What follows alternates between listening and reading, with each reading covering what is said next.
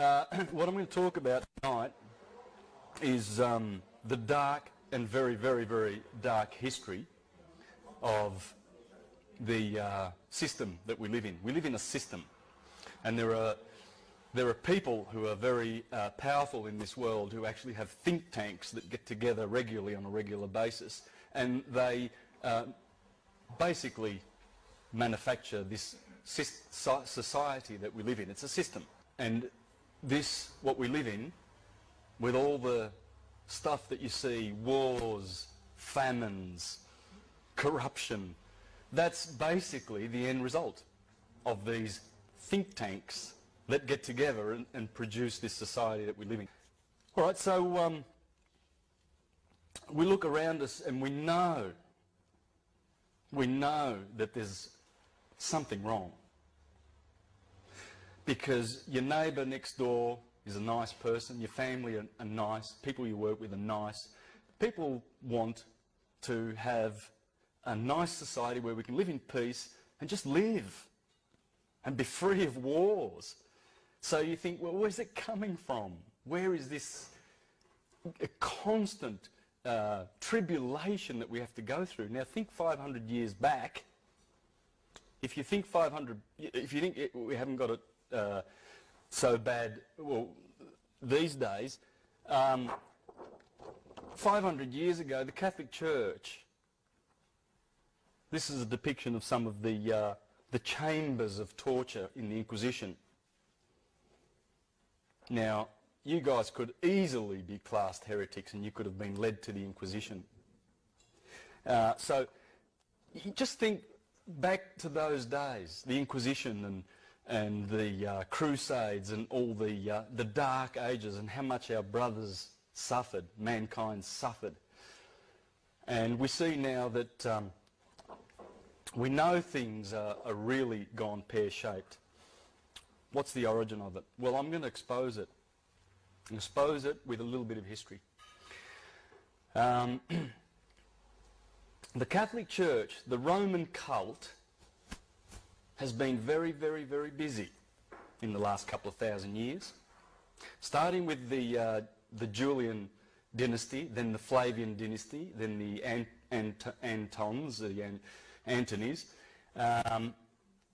We had the empire. Rome was a republic, became an empire. Just like that, overnight. They killed Julius Caesar, bang, Augustus. It's an empire. This empire is our enemy, as you will see, because it has morphed as it's gone through the ages with the backing of the Roman cult and a very, very dark priesthood, who through their sorcery and evil and their papal bulls, they seal those papal bulls, they put a spell on them, they put them in their vaults, and what is written on those papal bulls goes. Why? Well, because they're sorcerers.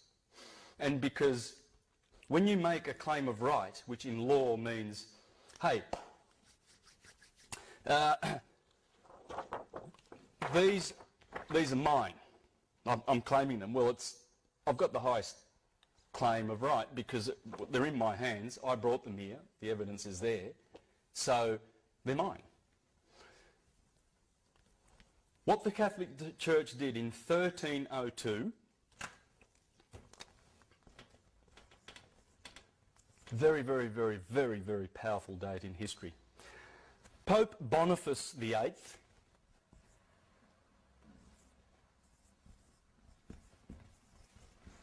very similar to my name, by the way. My name's Bonacci, and that is, bon means good. Now get this, right?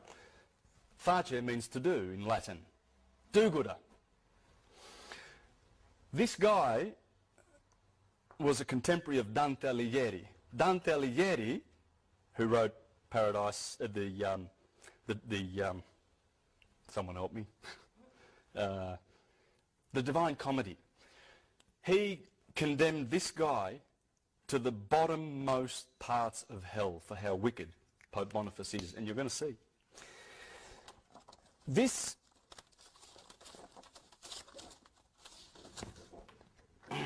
his tombstone. You see the crown? It's a double crown. put that on because King Philip in France had a crown. And Prince Philip was a nasty, nasty guy. He's the one who in 1307, get these dates, they destroyed the Knights Templar. They had to, because they were rivals. And they were doing things the right way, the original Knights Templar. That's when Philip and Clement, the Pope, after Boniface, they had Jacques de Molay in prison for 7 years. They smashed every bone in his body. They blinded him with hot irons, roasted his testicles in oil. They did everything to that man with their little devices. This is the sort of devices that the Roman cult has used for a long, long time, and they're still using them in a spiritual sense in the courts. And I'm going to show you this. The courts are run by these people. Everything that happens in court is ecclesiastical. Everything. I know a few of you know this, so it's not a surprise, but some of you may not. But what I'm teaching tonight, I only got an inkling of three years ago. But the stuff from these websites, you might want to put these down. These are all linked to my website, universaltruthschool.com. So if you've got a pen, you might want to write this down. I'm leaving this up for a bit. But most of the information that I'm telling you, you can source here. And it's Frank O'Collins in Sydney runs these. And he's going to, he's basically the information comes from here, so you can source that here. Now, back to Boniface, our little friend. So he put that second crown on his head to do one up on Prince Philip. So they got together, the Vatican and Prince Philip, and they destroyed the Knights Templar. But here, what happened in this year was this guy, Pope Boniface VIII, in 1302 created the first express trust in history. What's a trust? Well, the Crusaders were going off to Jerusalem, leaving their homes, their palaces and their riches behind.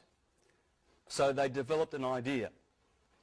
They would say to their most trusted friend, I want to hand over my estate to you in trust, and I'm off to Jerusalem. I'm fighting for Christ. That's what the Crusades are all about, isn't it? That's another story. Anyway, so when I come back, you're my best friend. You're the best person to give my property to in trust. So he becomes the trustee, the owner of the property. What would happen was some of these knights would come back, and the guy their best friend that they left these treasures with got used to the treasures and decided that they would keep them. And guess what? The courts would not support the knights because the trustee had the right to keep the property. That's how the trust started. It worked. They worked for most people, but for some of them, they didn't get their property back. What happened was this guy and the Catholic Church, always desiring to control with their inquisitions, decided that they would create the first express trust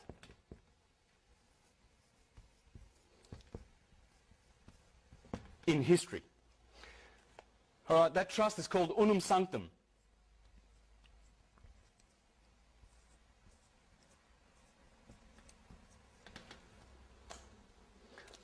What does the papal bull say that they created to stick in their vault and put their spell on that has cursed us so much, this Unum Sanctum? It says that all the world and all the souls in it are ours. Remember the right of claim? This is mine. Well, a claim of right. They made a claim of right. They rocked up, sitting on top of the world, look around, seeing all these people sleeping, got all these gold in their vaults and all this power, and they said, we own the world. And so they do, because no one has challenged that. No one has challenged Unum Sanctum, this papal bull. It's in the vaults. And it's a curse on mankind, and I'll show you how. This was the first express trust in history. So they have claimed the whole world and all the souls therein. And you will see, by virtue of your birth certificate, that that is the title of your soul that they own in their registries. They have registered you. And that is the title to your soul. So what you're going to learn in the second half of this presentation with Serena is how to collapse those trusts, because it's the only way to get out of the system and claim your dominion as children of God, of the universe, and not as their slaves, as people lost at sea, incompetent, because that's how they consider you when you walk into court, an incompetent, dead, with no soul, because they own it. And those black judges who are priests of Baal, they are ecclesiastical. And I'll show you that after we go through a little bit more history. This is painful history, because if any one of you have done their history and read a lot, you know, like through the Dark Ages, you'll know how much humanity suffered. Do you remember the Huguenots in France, the Lollards in Scotland, the Collegiants, the Socinians, the Anabaptists, the Waldenses? They started around this time and everything. These guys started the Inquisition at that time because people were waking up back then. But they killed that. Then 300 years later, 200 years later, the Renaissance, that came back through the Hermetic wisdom that they were drawing from Egypt via Hermes, the Hermetica, which created all the geniuses that have ever existed, because every genius has read the Hermetica, because that's where the Bible draws all of its inspiration from. Michelangelo, they were weaned on the Hermetica. What happened? Well, we're going to go through a bit of history to show how they came down on that awakening too. That Renaissance was squashed. This one ain't going to get squashed. This one, people are waking up. We shouldn't be angry about the evil that they represent. It's the fact that they are insane. They're insane. The elite families who control the Vatican and who are behind this corporation, and it's the corporation of the Apostle Peter, because Constantine, we can go earlier than this, we can go to 325, Constantine the Great. Supposedly, hundreds of years later, they found Constantine's donation. And that donation was written to his Pope Sylvester, to his...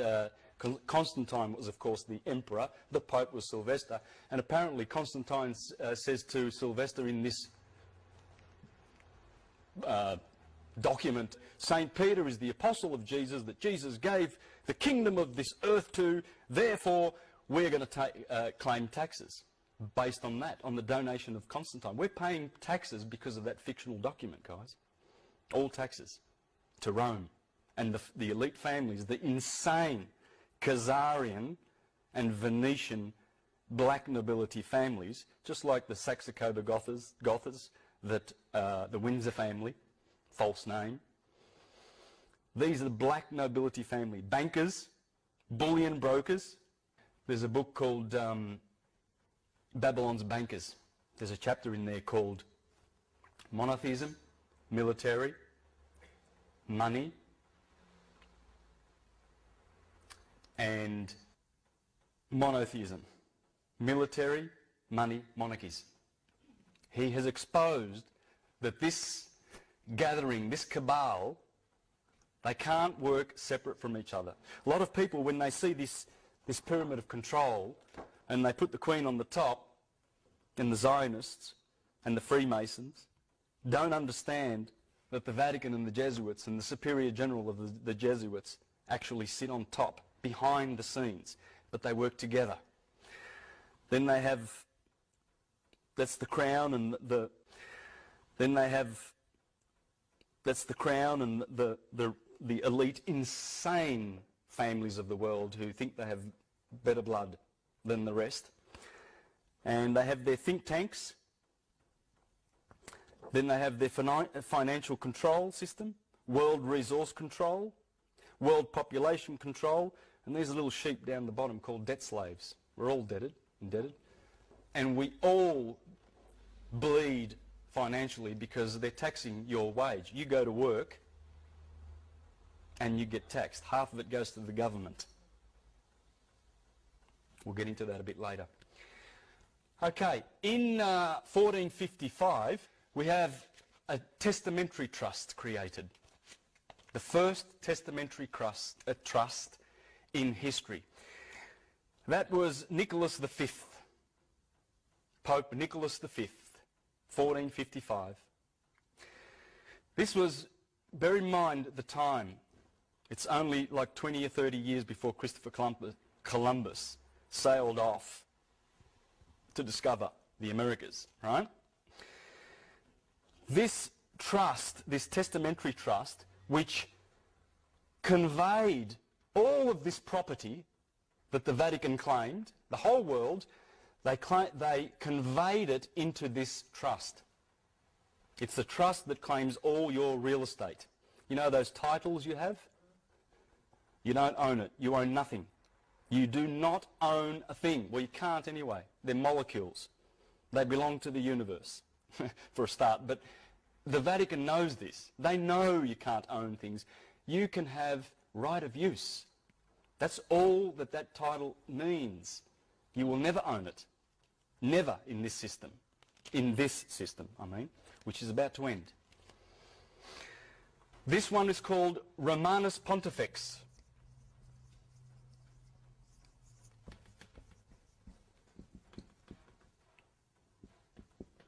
Romanus Pontifex. This one is crown. This is where the crown originated.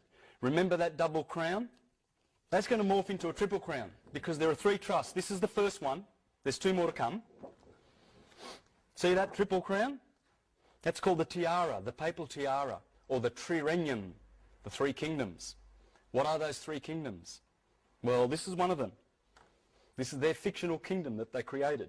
Remember Shrek and the king and his fictional characters? Same deal. Exactly the same deal. There it is in modern times. This pope wore it. The last three popes refused to wear it. And there's Pope Boniface. That's him.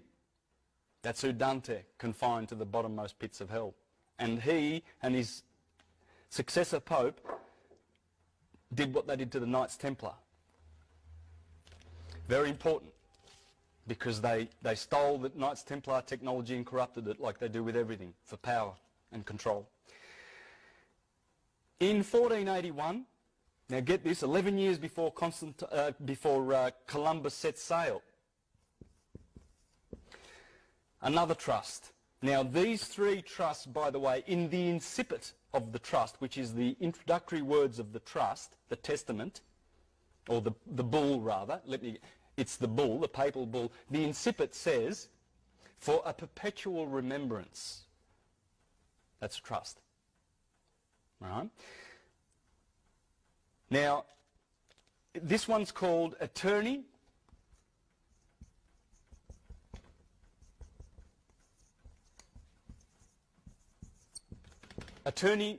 A-E, that's an A, excuse my writing.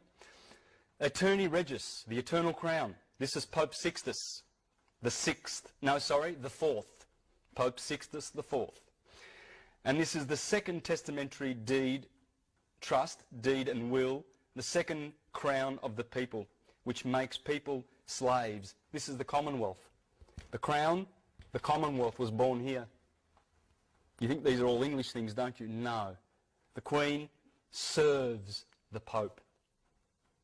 The Vatican is the most powerful entity on this planet, accepting this. These people, the Knights Templar, or the Temple Bar rather, I forget the year, were granted this. This is in the City of London, the square mile. This land has no title. That is the only land in the Western Hemisphere, or you could say the world, because as you'll see, this system has spread its tentacles all around the planet, but mostly in the court systems, in the Western court systems, which I'm going to show you. So we're going to go to that now in a minute once I get off the history. When you go to court, you will see it. You'll see it, who they are, those judges and magistrates, who exactly they serve. It's not you. And there's no justice. There is no justice. That's why you wonder when you hear these outrageous things that happen in court. People, innocent people who were speeding or something, who had some marijuana and they're in prison. My God, there's some suffering in our prisons. In 1531, convocation.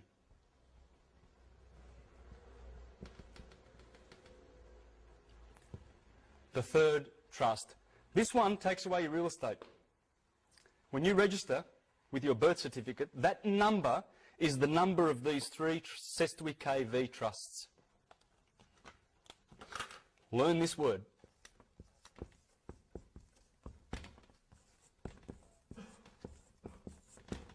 That's the name of your enslavement. That, in Latin, is six. Six.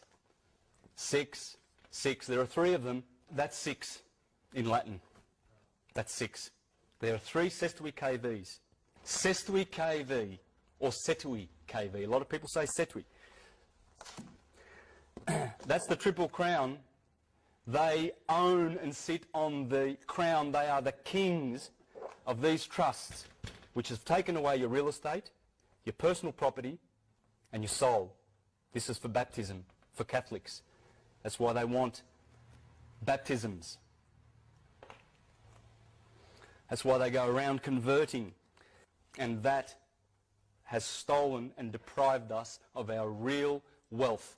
These are worth about $15 million. If you've got a birth certificate in this country, in the Commonwealth of Australia, which is registered with the Securities Stock Exchange Commission in New York, you are a shareholder.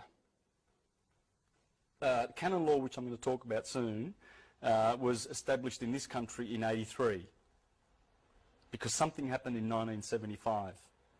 The Crown of Aragon, which was in England's hand, which is this crown, they had the crown. See, they were granted, this was granted to the Crown of Aragon, Isabella and Ferdinand. Well, General Franco took that when he became king in 1975, went back to Spain. It was originally for Spain, created at that time, before Columbus went to America. And when Columbus comes back in '94, he signed the Tesadillos contract with the King of Portugal, with the approval of Alexander, Pope Alexander, back in Rome. So they have the title for all the Americas. And they're just Sestui KV accounts. That's all they are, trusts. Everything is a Sestui KV. Everything goes back to these trusts. Now, what I'm going to show you is when you go to court, it's trust law. They're administering these priests of Baal, of Saturn, who is Satan, and remember, as Virgil said in the Aeneid, we the Latins, everyone knows, are Saturn's people. Latin, L is replaced, you just take the S away from Saturn and you put L there. Same word. Latin is Saturn. It's the same word. L is L, that's another name for Saturn. That's why you can say Latin. But the Latin Church, that's why they speak Latin. This is all Latin. And even they know they're Latin because it's Satan's church. They dress in black. They are the Grim Reapers. They are reaping our souls. The souls belong to them. I saw this the other day on the internet. I thought I'd copy that and show you. There's who they are. The Grim Reaper is black.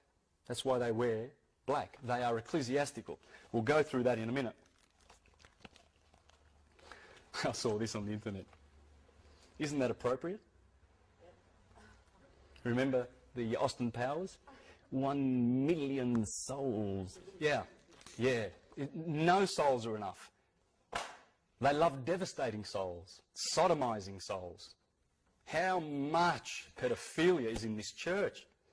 How much. It's coming down. It's coming down. The Jesuits, did you hear about this?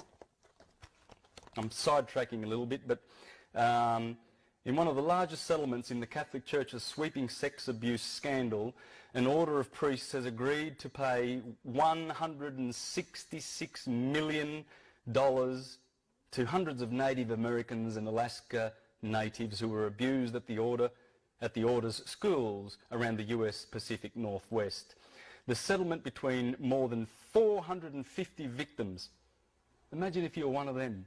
We don't think about it, but yeah, and how many of those people committed suicide? Those ones that are left to fight, if they've got any fight left in them after they've been sodomized and abused by these criminals. And the Oregon province of the Society of Jesuits, anyway, they apologised. The settlement is believed to be the Catholic Church's third largest in the sex abuse cases, behind the Los Angeles Diocese, which agreed to pay $660 million to 508 victims, and the San Diego Diocese, which agreed to pay $198 million to 144 victims. It's just a drop in the ocean for them for all the wealth that they have, but nonetheless it will bring them down because it's coming in crashing, thundering. Why do they do that? Because they're abusers. But are they taught at priest school to do that? Are they brainwashed to do that? It is part brainwashing, yes. They've been indoctrinated. They've been indoctrinated and they've been mind controlled. It's all mind control. All of this. It's all mind control. It's all filthy mind control. In that city of London, which I'm going to show you, this is what Franco Collins is talking about. There's Jerusalem, the Holy of Holies, the Middle Temple and the Outer Temple. That's what they've done in the City of London. That's the City of London. There are 3 cities in the world that do not... well, let me put it this way. There's 3 cities in the world that run the show. DC, Washington, just a square mile, a couple of square miles. City of London, where the Temple Bar is. The Temple Bar is in there. That is the only piece of land in the world that is over and above the Vatican. Remember that? I showed you that? That's in the City of London. It has to be, because this is the inner temple. It's the same as, this is the New Jerusalem. That's why they sing the song about New Jerusalem, the most popular song in the British Commonwealth, isn't it? Because they created the New Jerusalem. They were given the New Jerusalem. There it is, in the City of London. The Middle Temple, the Inner Temple, and that's the Outer Temple, based on that system that the Templars brought back from Jerusalem. It's a system of slavery, because the ones who are in the Outer Temple, they are the Gentiles, or the Goyim, or the scum of the earth. They're the ones that get taught exoteric religion. For instance, that Jesus Christ is pure history. When they were teaching Jesus Christ 2,000 years, 3,000, 4,000, who knows how many thousand years, in India as Krishna. His name was Yes Krishna. And in Egypt as Horus. And he wasn't historical. They made it up. The Romans did that. The Julian family did that. And the historical. They made it up. The Romans did that. The Julian family did that. And the Piso family. This is a guy, Roman Piso, elite. This is one of the elites of the world. This is one of the richest of these families. They invented the whole historical thing, and put it into the Bible so that it would appear to be history, so that they could keep people in the outer temple and then enslave them. This is the New Jerusalem, guys, that has enslaved us, and that's why the judges refuse to have any kind of conscience and any kind of love and any kind of justice in their courts. They know they've got no right to send little boys into the prison. Why do they send them to prison? Because they're getting commissions. They get $160,000 because they create what's called a constructive trust. When you go to court, they make a constructive trust. And you're going in as the beneficiary of the trust, of the Sestwi KV trust, that has stolen all of your wealth, all of it. You have nothing until we collapse the trust, and that's what Serena's going to be doing in the second half. She's going to teach how to collapse these trusts. This is the 666, the mark of the beast, the mark of the fool. Because if you're foolish enough as a parent to say, oh, there's my little boy, he's born, and the government says you've got to register him, and, oh, well, we'll inform, the hospitals get $2,000 fee, spot fee, for registering you. That's why the nurses there are you going to register him? Yes, register. What does register mean? Well, I know what that means. That means king. You're giving over to the king.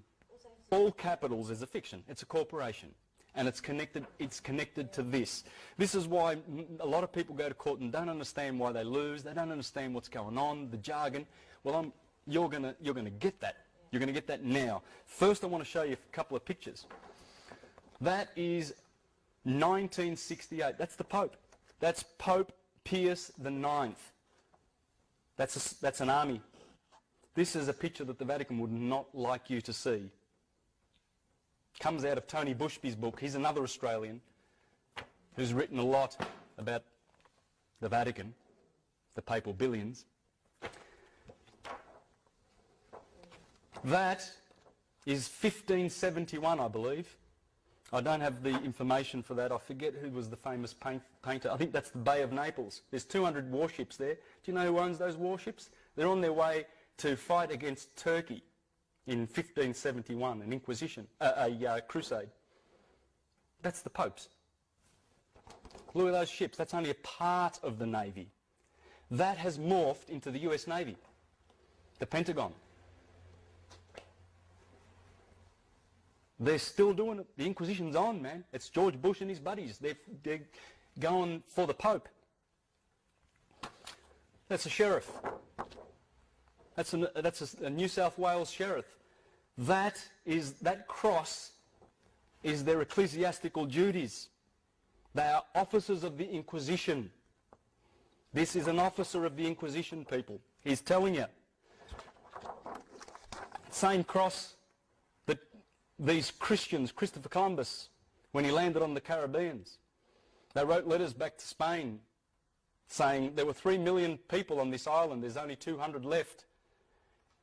Because Columbus has gone mad, killing people. He was murdering people left, right and centre. They were having an orgy of killing people that didn't repent and choose Christ. An orgy. And the Inquisition went to the American shores. That's Pope Julius being stoned. This is a famous painting, by the way, being stoned by Matthew, Mark, Luke and John for how evil he was. Pope Julius.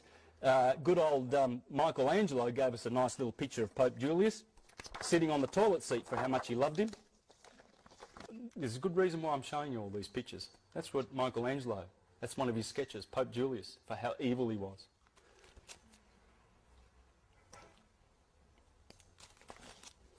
That is a flyer that was going around in 1501 for the same Pope, saying that he was from the devil and from Satan.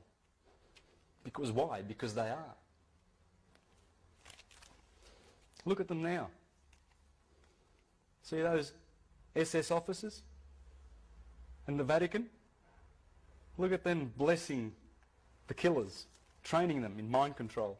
Go, the Sestui KV accounts need to be charged up. We need money. Look at how eager this Orthodox bastard is. He's so eager to bless them. Go. He'll stay at home, eating his bread and cheese and champagne and caviar. Yeah, no worries. Look at that. That's a famous picture. There you go. Pope Pacelli.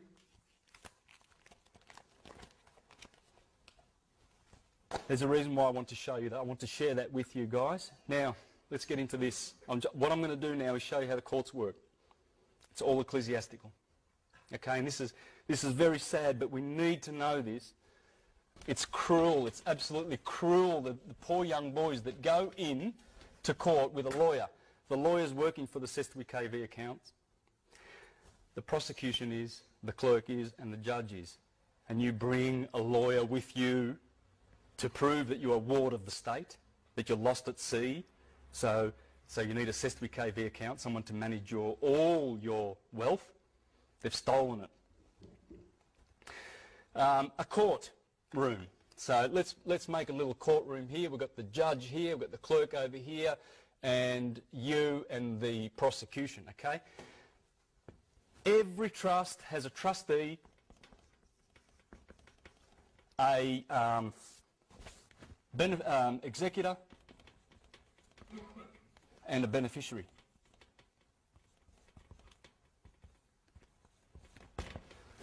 Okay? That's the owner. This guy executes, sign, sign, sign, sign, sign.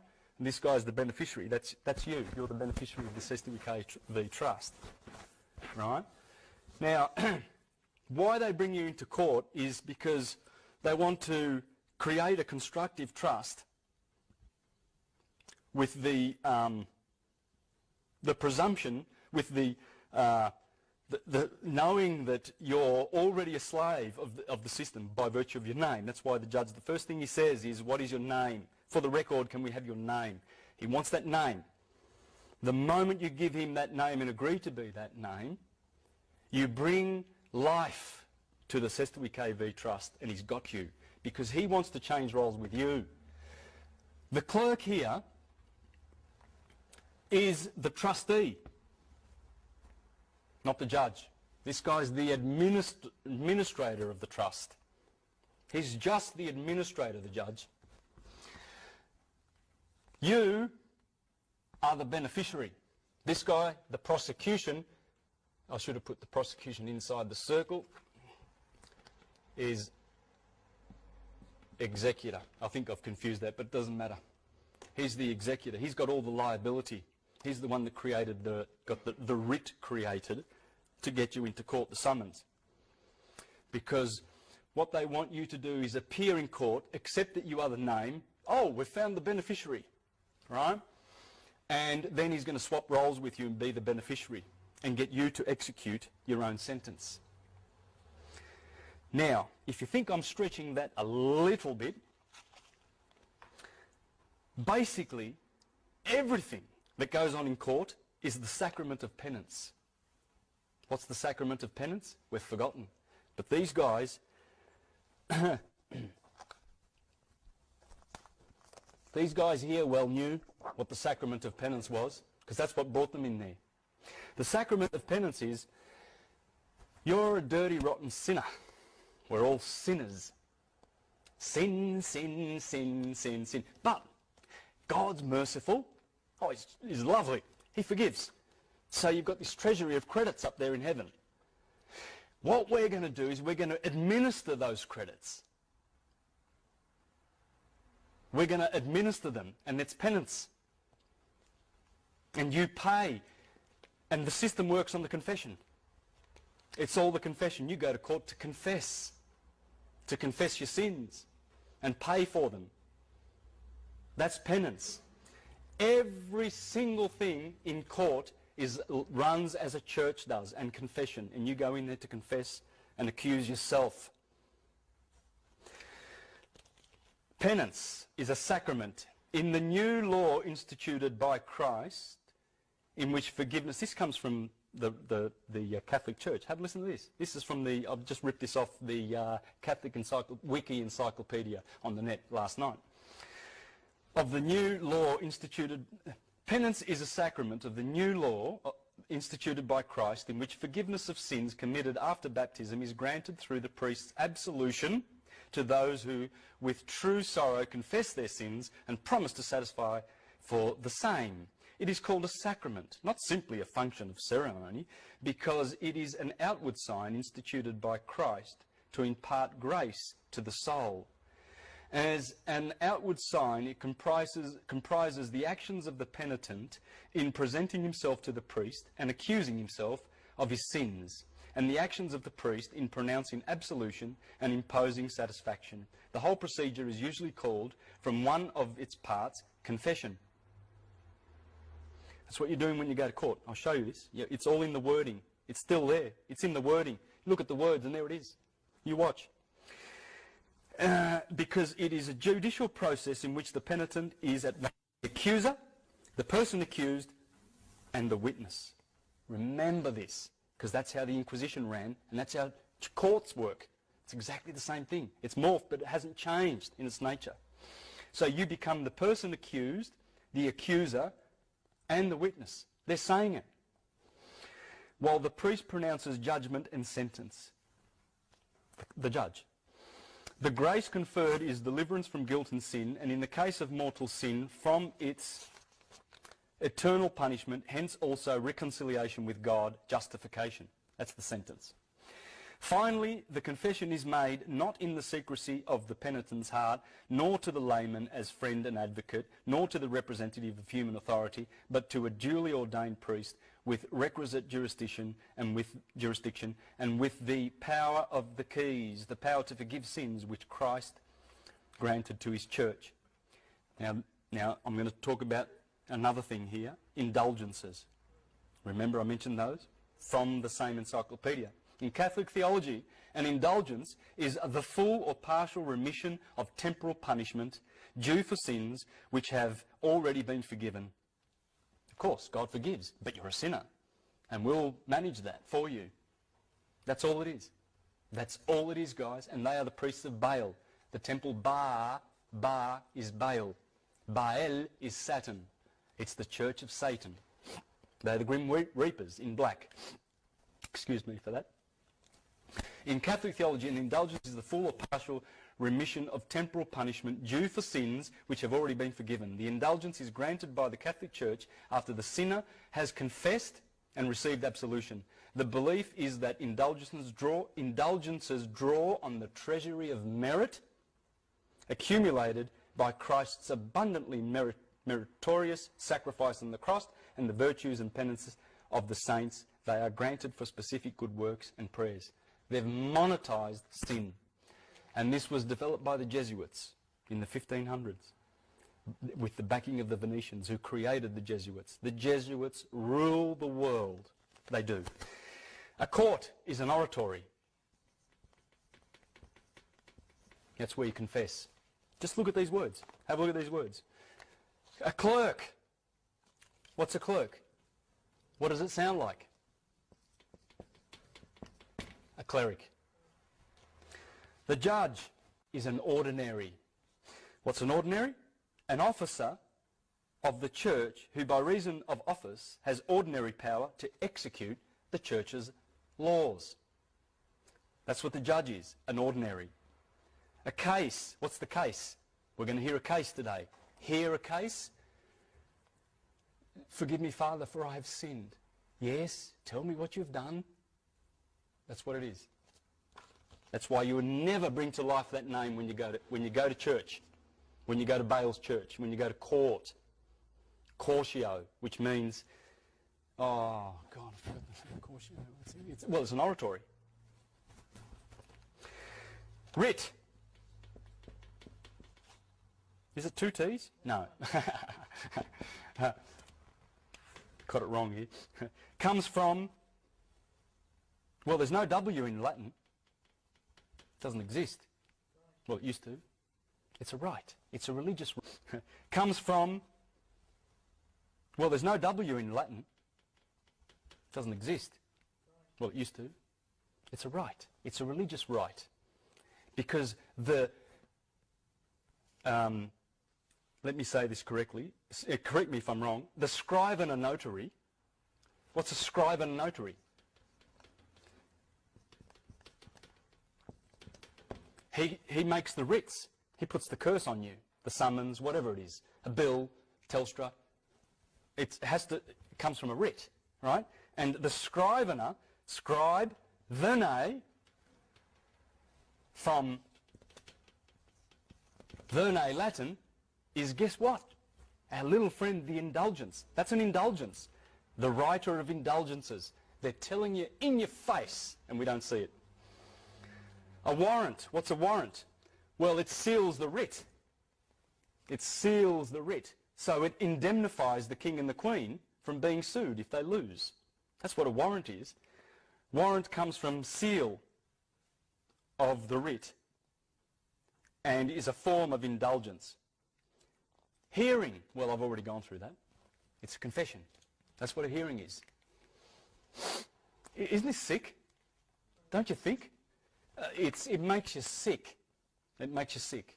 And that's what's going on. And it's run by insane people.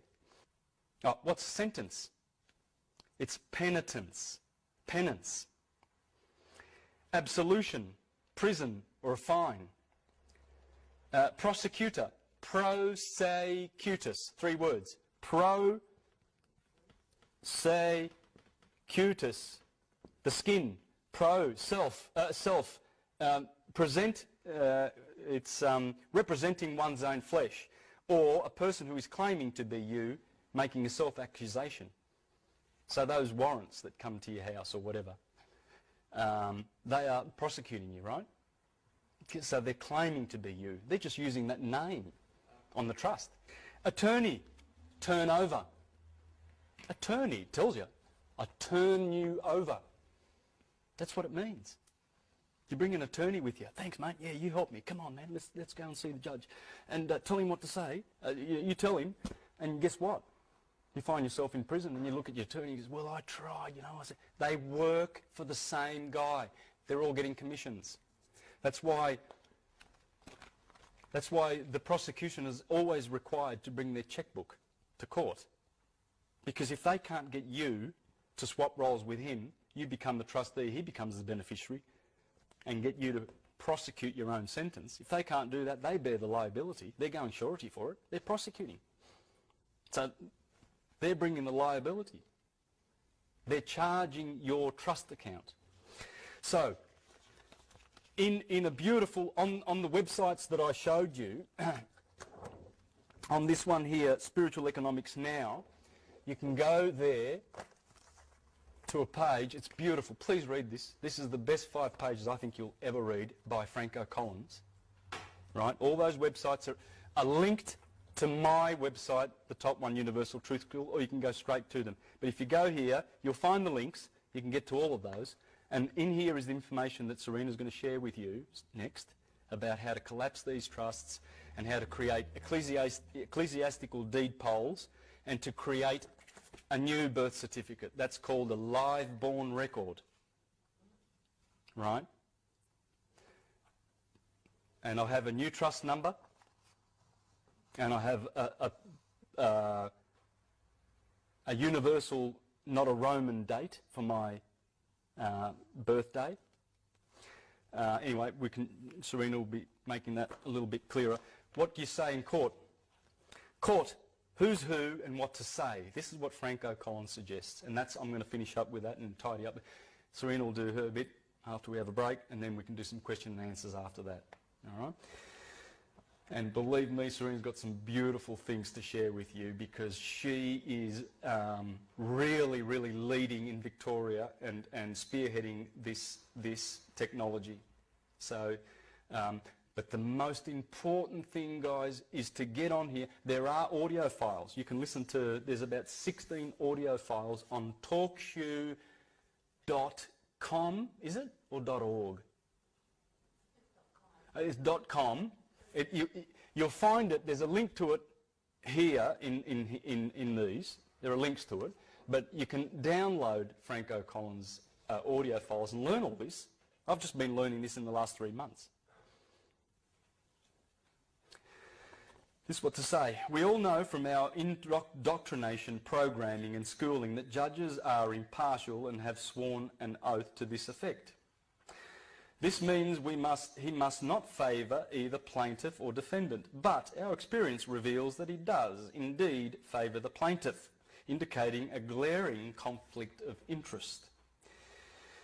That the prosecutor, judge and clerk all work for the state, the owner of the Cestui Que Vie Trust. So, as the case is not about justice, it is about administration of a trust. They all represent the trust owned by the state, and if we are beneficiary, the only 2 positions left are trustee and executor. There's only 3 positions connected to these trusts. And the state, the Vatican, owns them. So if you detect the judge's impartiality, although I doubt the case will get this far, you might want to let him know that you know this. If you consider court as entertainment, and if you can stand the evil emanating from its officers, the fear, the angst, oozing from the walls and the treacherous atmosphere, then go, knowing that under trust law we cannot be trustee or executor of a trust while being beneficiary, as that would be a conflict. The position of beneficiary may lack clout, but the other positions hold liability. Remember, he brings the writ, he brings the case to court, the hearing. Come and confess, you've been accused. Talk to the judge, tell him what you talk to the priest of Baal, he's dressed in black there all for you, monetising sin, pay, because what they do is they dip into our Cestui KV accounts because they've got our numbers. There's 3 numbers: birth certificate number, tax file number, and social security number. They are the 3 major numbers. There are other numbers. They're the numbers that follow you around all your life for 75 years. That's why they demand that you retire before 75, because these birth certificates, they only run 75 years. Because it's all about banking. This is also about banking, guys. Libya is one of only 4 or 5 nations on earth that still own their dollar. Thank you very much. Say no more. The Rothschilds, they want their banks, they want these Cestui KVs going, 666, the mark of the beast. They want it all around the world, and they think they're going to bring in a new world order. This is the new world order. Because as it morphs, remember Constantine and the Julian evil? How did Julius Caesar get to power? He ran fire departments in Rome, and if you didn't pay, you found that your neighbourhood would get burnt to the ground. That's how he got into power. It's mafia. It's all mafia. It's all, look, there you go. Beautiful couple, aren't they? That is the king of pedophiles. That is the queen of pirates. They've been running the Hudson Bay Company and the East India Company, selling drugs to the Chinese. They're pirates. They ran the pirates. She's the queen of pirates. They hire mercenaries. They hire inquisitional soldiers. These guys are dupes. These guys think they're doing their job and they're doing something good. They've got the afterlife to deal with after they've been persecuting people. That's the private guilds that run this from the Temple Bar. They are above the Vatican. Only these people, because that land was granted to them in absolute. They are the only ones in history who have that land. Therefore, they can do this. And since 1815, since the Rothschilds bankrupted the Bank of England and took over those private guilds, we've been under that family, Khazarian family. That's what they are. I'd just like to ask a question. I wonder if they've been introduced to these people yet. I wonder if they know that they live on the same planet. And the guy who shot this film, by the way, he went home, he was from New York. He shot this and committed suicide. That's the story about, that's a famous picture. Because he went there and he saw that and he saw this bird is going to eat that little kid. Now why are these people suffering and starving? Because this system has stolen the wealth of the whole world. And we have to wake up. A few more things about what to say in court. This will be a surprise if you have to go to court.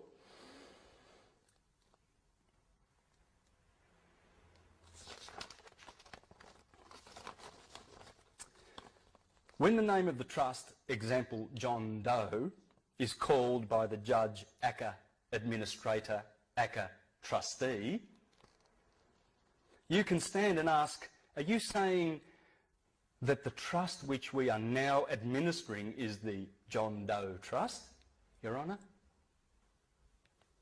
And you watch him turn white. The moment you, what's the word? In the moment you just show an inkling of that knowledge, because they are hiding this fact, they are denying that they're operating trust law.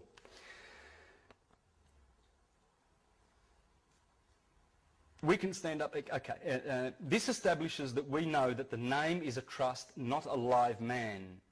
What's the judge's first question? What is your name? State your name for the record. We must be very careful not to identify with the name of the trust, because doing so makes us the trustee. What does this tell you about the judge? If we know that the judge is the trustee, then we know that the judge is the name. but only for this particular constructive trust, which is the case. Prosecution, it's a hearing, it's in the Inquisition. Now, think about all the times that the judge have become so frustrated by our refusal to admit to being the name that they issue a warrant, and then as soon as the man leaves, he is arrested. How idiotic is that? They must feel foolish for saying John Doe is not in the court, so I'm issuing a warrant for his arrest, and then the man whom they just admitted is not there is arrested because he is there. That's how it works, this personal fiction. It's disgusting. Their desperation makes them insane. They must get us to admit to being the name or they pay. Remember, he's got to bring his checkbook along, man, because he has to pay if he fails to shift the liability over to us, and we prosecute and we sign. We execute our own sentence.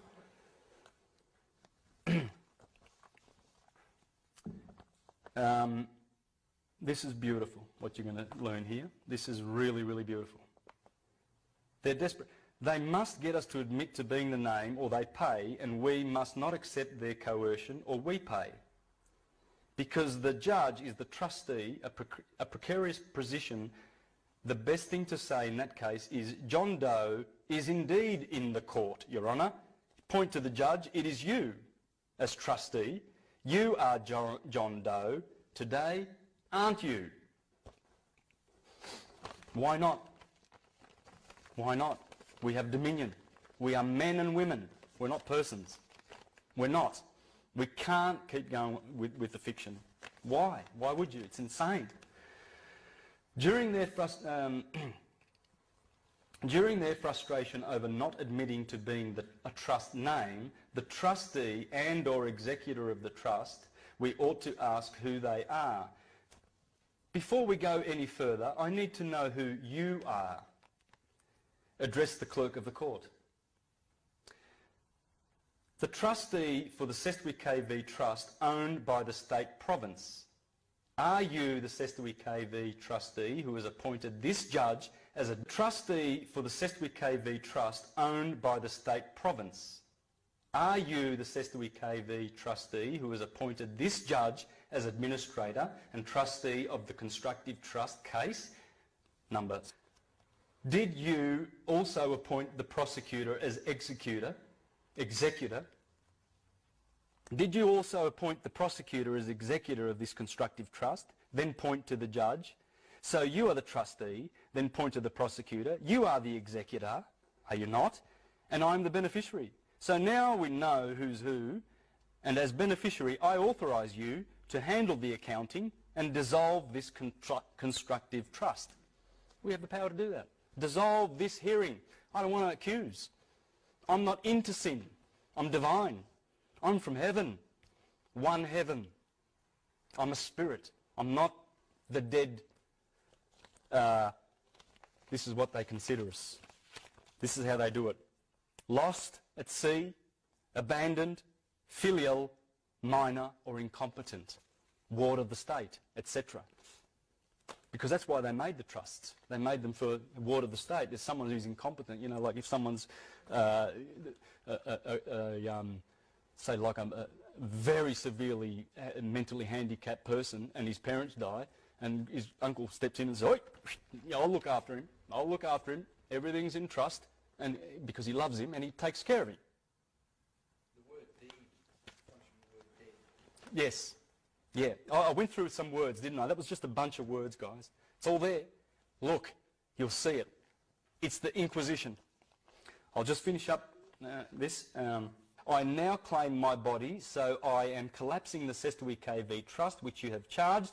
As there is no value in it, you have committed fraud against all laws. Likely, we will not get to hear that before the judge will order case dismissed. Or even more likely, the PE, as he clings tightly to his checkbook, will call, "We withdraw the charges."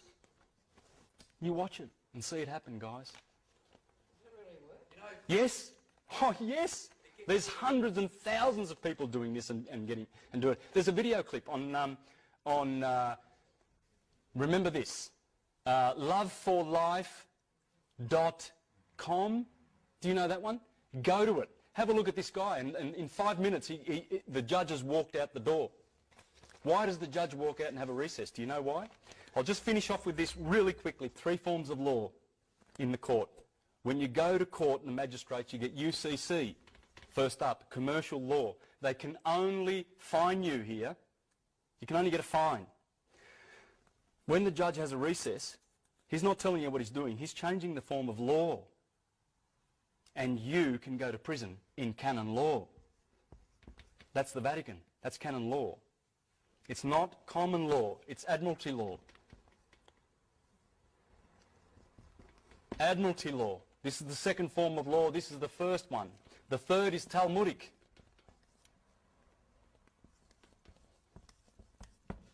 From the Bible. This gives them the priest to send, this gives them the authority as the priests of Baal to send you to your sentence of death. Here they can send you to jail. That's why he runs out of court. You'll see the judge in that video clip on the website, loveforlife.com or .org, whatever, you'll find it. And go down and have a look at the guy, and you'll see how the judge goes, because he got frustrated with this guy. The guy just refused to give him his name. He said, "Are you John Doe?" And he goes, "I'm John." I'll repeat, "Are you John Doe?" He says, "I'm John." "Do you have a family name?" He says, "Oh, I have a family name, but that's not important for today. John will do. I'm here to offer remedy." And the judge got so angry. He said, "Sit down!" He's basically yelling. He's telling his dupes, his bailiffs and all these sheriffs and everything to get him and throw him out of the court. And he says, "Don't do that. You'll be dishonouring a court official," because he'd already given his documents to the bailiff. And once those documents are on that bench, that's it. They can dishonour that. And it's very, very dangerous. Anyway, the judge got frustrated and he goes, "We're going to have a recess." And the guy says, "How long? I haven't got all day. How long are you going to be?" And anyway, the judge opens the door and walks out. Just as he walked out, he realised, he says, "The judge has jumped ship," because that's what this is, a ship. Remember, it's admiralty. It's the law of the high seas. He's in his ship. He's in his boat. So he immediately announced, he said, "For the record, the judge has jumped ship. He's abandoned ship. I, as a sovereign in this court, take authority. Case closed. With prejudice. Have a nice day." And just walked out. Okay? This is the power you've got. If they adjourn the case, that's fine. It stays in the same court. If the judge says we're going to have a recess, that's when you step in and you say, "Your Honour, I don't consent." Because it's an offer. They're administering the trust. You don't have to go to jail. You don't have to consent. The jail is just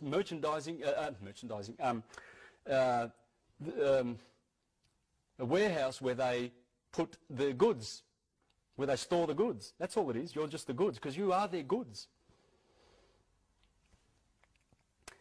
So that's the power you have. You don't consent. And you can always relay to the judge that if you want to have an appeal, if you say to the judge, "I seek an appeal for I seek leave for an interlocutory appeal on a matter of law," remember that sentence, "I seek leave for an interlocutory appeal on a matter of law," if you say that, then the judge is going to be very, very reluctant to let you go to appeal, because then he misses out on his commission. It's all about commissions. They're getting paid and they're addicted to the payments that come from it. The thing is about honour. You can call the judge your honour, you know, because if you have more honour than the prosecution, who are liars, and if you go in there honourably in every way, treat the judge with respect, and you will win.